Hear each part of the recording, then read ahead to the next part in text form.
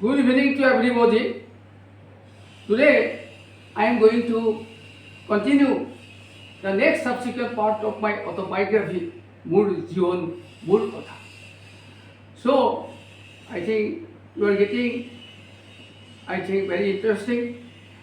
And if anything wrong, excuse me for that. Schoolot ভাগৰত শ্ৰান্ত ক্লান্তৰে বহু কষ্টৰে পঢ়া শুনা কৰি স্কুল ছুটিত ঘৰলৈ ঘূৰো।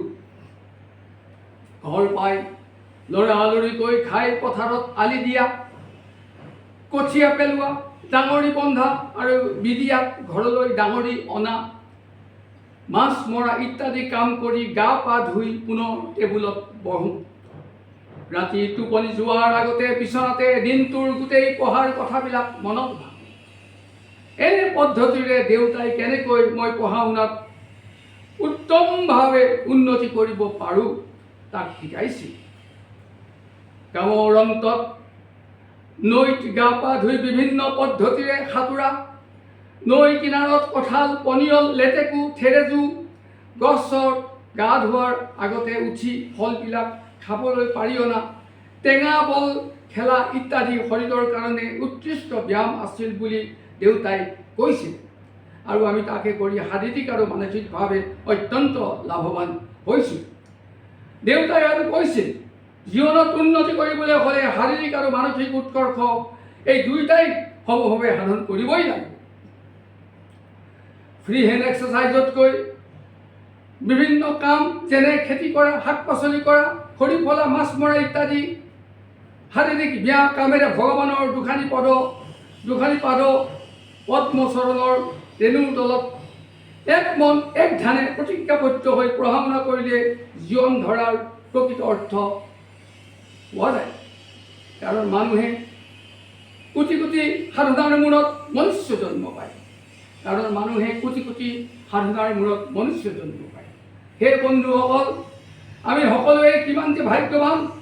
দেউতাই আৰু কৈছিল, জীৱনত লাভ কৰিবলৈ 3টা গুণ অতি টান, সেইকেইটা সকলোৰে কৰিব নোৱাৰে, আৰু যি কৰিব তাকে ভগৱানে আশীৰ্বাদ দিব লাগিব। আৰু এই আশীৰ্বাদ পাবলৈ হ'লে এই বিষয় 3টাত অতি কষ্ট কৰিব লাগিব। ইমান সহজ নহয়।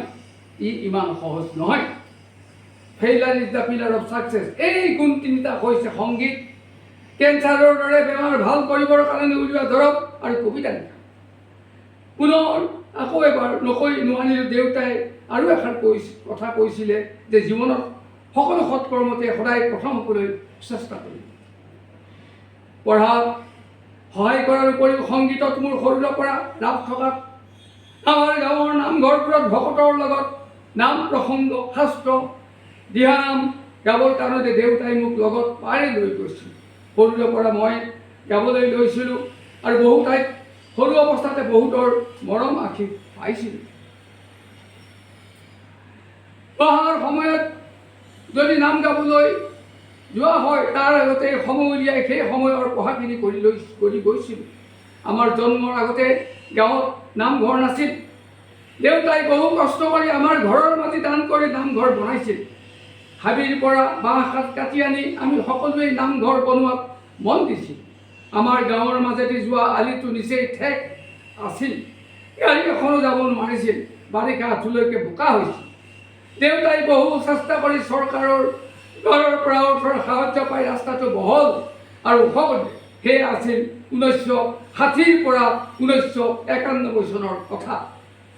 চৰকাৰী অৰ্থ সাহায্য আনক নিদি আমি গাঁৱৰ ল'ৰাহঁতে হাতত কোৰ পাচি লৈ আলিটোৰ কিনাৰৰ মাটি খানি আমাৰ গাঁৱৰ মাজেদি যোৱা ৰাস্তাটো ওখ আৰু বহল কৰি চৰকাৰৰ পৰা প্ৰতিজনে গাই প্ৰতি 10-12 টকা পৰ্যন্ত পাইছিল। যিদিনা সন্ধিয়া একেলগে ৰাস্তাত মাটি পেলোৱাৰ পইচা পাম, সেইদিনা আমাৰ অতি আনন্দৰ দিন। আমাৰ দেউতাই গাঁৱৰ সকলো ৰাইজক নামঘৰলৈ নিমন্ত্ৰণ কৰি ৰাস্তাটোৰ কাৰণে চৰকাৰৰ পৰা পোৱা মুঠ টকাৰ কাগজ সকলোকে সমজুৱাকৈ দেখুৱাই আমাৰ বাবদ কোনে কিমান টকা পালে, প্ৰত্যেকজনকে কিমান টকা দিলে সকলো যোগ বিয়োগ কৰি বাকী যদি অলপ টকা থাকে সেইখিনিও ৰাস্তাৰ উন্নতিৰ কাৰণে ৰাইজক জনাই খৰচ কৰিছিলে। সেই সময়ত আমাৰ কাৰণে 10-12 টকাৰ মূল্য বহুত আছিল। এই পইচাৰে আমি চোলা পেণ্ট কিতাপ খুলি বা দেউতাৰ পৰা অনুমতি লৈ ঘৰৰ সকলোৱে একেলগে আনন্দৰে এসাঁজ খাবৰ কাৰণে এটা পাতি হাঁহ কিনি আনিছিলোঁ। আমাৰ দেউতাই মাংস খাবলৈ ঘৰত নিদিছিল। মাত্ৰ 9 ভুঁই মাটি ৰোৱা প্ৰথম দিনাই এটা পাতি হাঁহ খাবৰ কাৰণে আমাক অনুমতি দিছিল। গতিকে বছৰেকত আমি আমাৰ ঘৰত এসাঁজহে মাংস খাইছিলোঁ। আমাৰ গাঁৱৰ কিনাৰেদি বৈ যোৱা নামদাং নৈখন যথেষ্ট দ আৰু খৰস্ৰোতা আছিল। মোৰ জন্মৰ আগতে নৈখনত দলং নাছিল। সাঁকোৱাটি অহা যোৱা কৰিছিল। এই সাঁকোৰৰ পৰা ভৰ বাৰিষা নৈত পৰি আমাৰ ডাঙৰ ককাইদেউ ললিত দত্তৰ মৃত্যু হৈছিল। এই জীয়াবিদাৰৰ কথাষাৰ আমাৰভাৱে আগতেই এবাৰ কৈ আহিছোঁ।